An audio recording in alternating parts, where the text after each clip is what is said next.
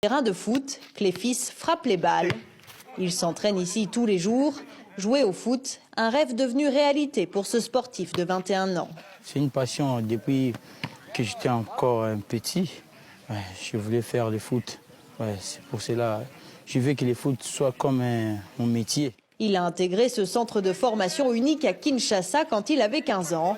Avec lui à l'entraînement, une vingtaine d'espoirs du football congolais, encadrés par des coachs professionnels. Il faut toujours un mouvement. Former la future génération de footballeurs congolais, c'est l'idée de cet ancien joueur international.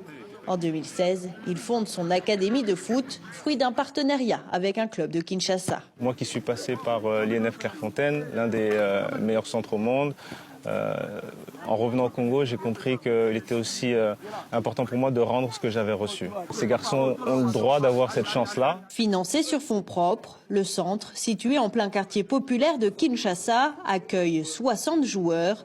Mais Olivier aimerait en accueillir plus.